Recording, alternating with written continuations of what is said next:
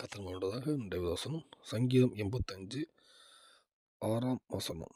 உமது ஜனங்கள் உம்மில் மகிழ்ந்திருக்கும்படி நீர் எங்களை திரும்ப உயிர்ப்பிக்க மாட்டீரோ. கத்தனமானதாக இந்த வசனத்தில் பார்க்கும்போது உயிர்ப்பிக்க மறுபடியும் ஒரு மகிழ்ச்சி வரணும்னா உயிர்ப்பிக்கணும். அந்த உயிர்ப்பிக்கிற தேவன் நம்ம ஆண்டவரே உயிர்ப்பின்னு சொல்லலாம். அந்த கத்தர் உயிர்ப்பிக்கிற ஆள்கிட்ட தான் கேட்க முடியும். ஆனால் வேதம் சொல்றது தேவன் உயிர்ப்பிக்கிற தேவன். எந்த காரியத்தில் உழந்து போயிருந்தாலும், ஒரு காரியம் வாழ்க்கையில் உழந்து போயிருந்தாலும், எசேக்கியேல் 37 உழந்து போன எலும்புகள் மறுபடியும் உல உயிர்ப்பிட்டு மகா சேனையாக மாறுது.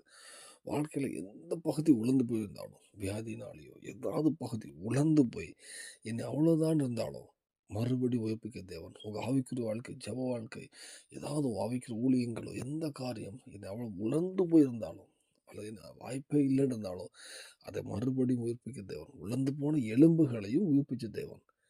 உங்கள் வாழ்க்கையில் எந்த பகுதி உழந்து போயிருந்தாலும் கர்த்தர் நோக்கி பார்ப்போம், உயிர்ப்பிக்க தேவன் அதை உயிர்ப்பிப்பார்.